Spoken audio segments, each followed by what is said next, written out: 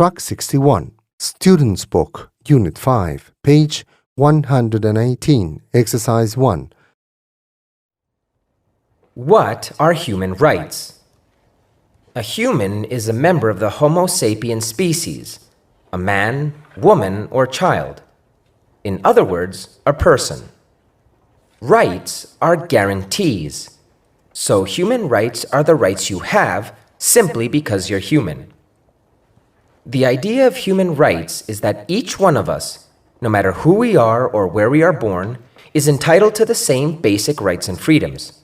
Human rights are not privileges, and they cannot be granted or revoked. They are inalienable and universal. That may sound simple, but it gets incredibly complicated as soon as anyone tries to put the idea into practice. What exactly are the basic human rights? Who gets to pick them? Who enforces them, and how? The history behind the concept of human rights is long. Throughout the centuries and across societies, religions, and cultures, we have struggled with defining notions of rightfulness, justice, and rights.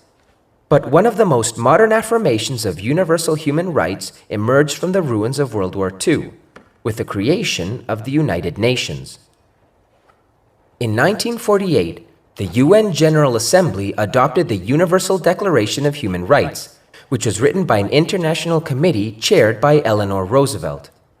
This document lays the basis for the modern international human rights law. The Declaration is based on the principle that all human beings are born free and equal in dignity and rights. It lists 30 articles recognizing, for instance, the principle of non-discrimination and the right to life and liberty.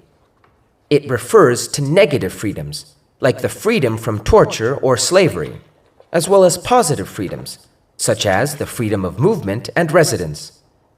It encompasses basic civil and political rights, such as freedom of expression, religion, or peaceful assembly, as well as social, economic, and cultural rights, such as the right to education and the right to freely choose one's occupation and be paid and treated fairly. In past decades, international human rights law has grown, deepening and expanding our understanding of what human rights are and how to better protect them. So, if these principles are so well developed, then why are human rights abused and ignored time and time again all over the world? The problem, in general, is that it is not at all easy to universally enforce these rights or to punish transgressors. Even though the Universal Declaration of Human Rights is highly authoritative and respected, it is a declaration.